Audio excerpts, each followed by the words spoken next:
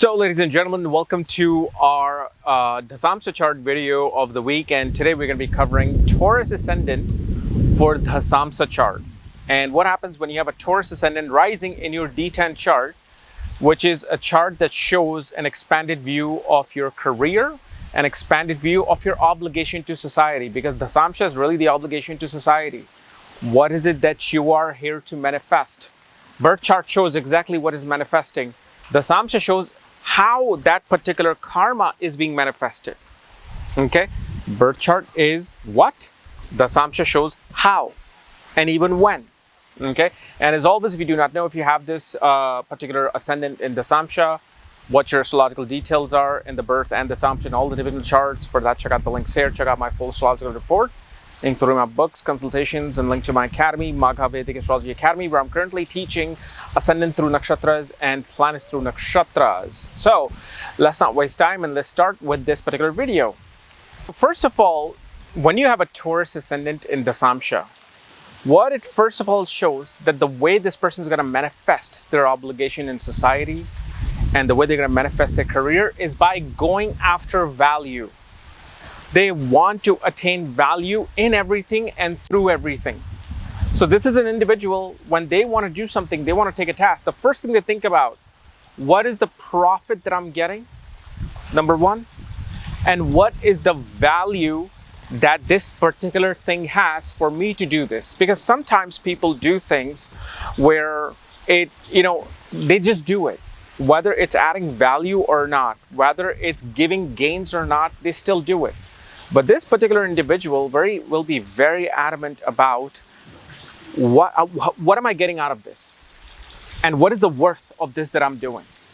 That's the first thing you will see. And naturally, such people are always inclined towards wanting to attain financial support in doing what they're doing. They're not afraid to wanting to take a loan, not afraid to wanting to ask their family, hey, can I do this? I need this particular wealth. The other thing we also see that extremely charming with their communication. Very quick, very charming with their communication, and they're very attractive when it comes to dealing with other people in professional sphere. People are actually attracted to them to work with them. Now, of course, when you have a certain planet sitting, whether it's in the ascendant or other placement, it will kind of, change the barometer of this particular sense, but it will always be there. One of the other things you also see that they naturally want to work with large group of people. Their work environment will always be either dealing with committees, dealing with large group of people, conferences. These people will always love attending conferences because through conferences, their status rises. Through and gathering people, especially, they have the power to gather people in a one ideal placement. And this is where they can excel in life. However, one thing we see is that when it comes to them doing business, let's say in a partnership, them doing one-on-one work, it will always be full of transformation. They will always have partners come and go. They will always have some karma with their partner, or especially even when the spouse is involved in their business. Now, if one is doing a job, usually you have a lot of team settings. Like a person will have a team of two, team of one, two people are working together in their workspace, even in IT, finance.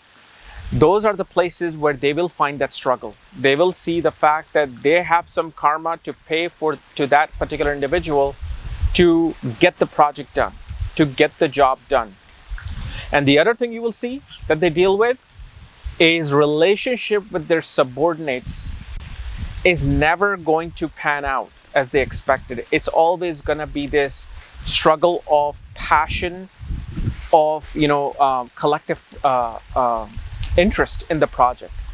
They will always tend to either attract subordinates who are either dispassionate or too analytical towards dealing with the work. They will not have that vision that this person is looking for.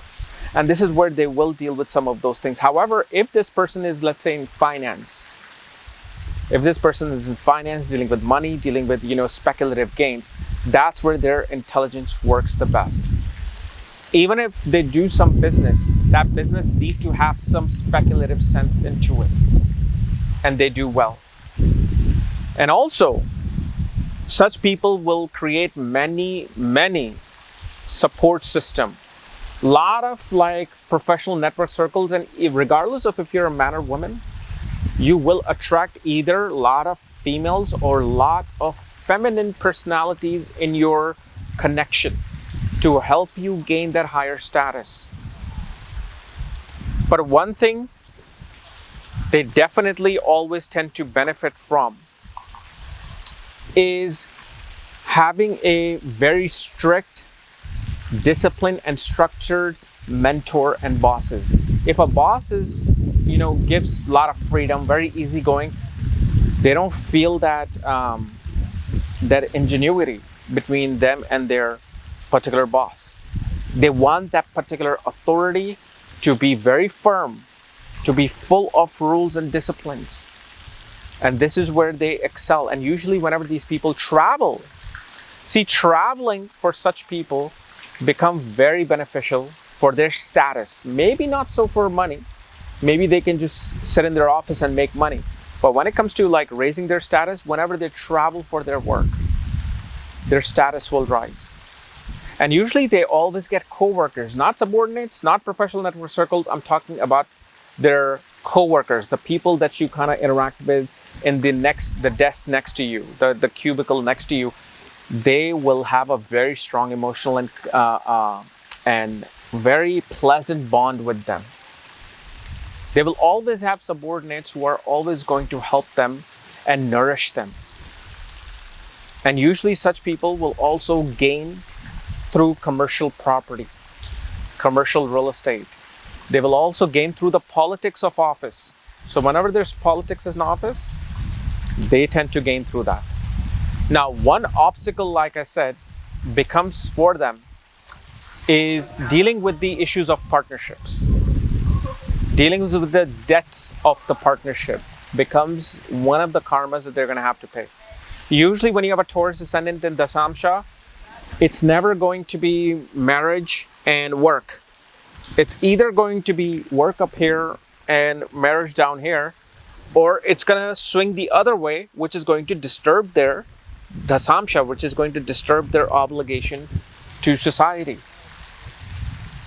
And another thing we see with these people is that usually they're, especially whenever their mentor or guru passes away, okay, whenever their mentor or guru passes away, suddenly they will see a wealth of treasure coming in their life. Now, this doesn't mean that a person should wish for that, because you can get more than that by just doing your work. But the thing is, they tend to find that. So whenever those things happen, suddenly they find some wealth of information through which they gain a lot. And usually their mentors, teachers, counselors are always going to be very secretive. They're never going to share with you who their mentor is, who their counselor is. I've seen that with Taurus and Gemini ascendant both. They will always keep them hidden. They will always keep them and their values to themselves. They will share their value, but they will never say where they got that particular value from. Okay, but mainly what you need to understand here is that such people always are more business-minded than more about, simply doing like selfless service. They have to have value in it. But like I said, selfless service will be seen through only birth chart. Here in Dashamsha will show how they're going to manifest those things. Okay, so anyway guys, this was my analysis of Dasamsa chart for Taurus ascendant people. If you're new to my channel, subscribe below. And again, if you want to know where your particular Dasamsha is and what planetary placements are sitting in your D10 chart, or getting your D10 reading, check out the links here in the shop section. Otherwise, we'll see you later. Bye-bye.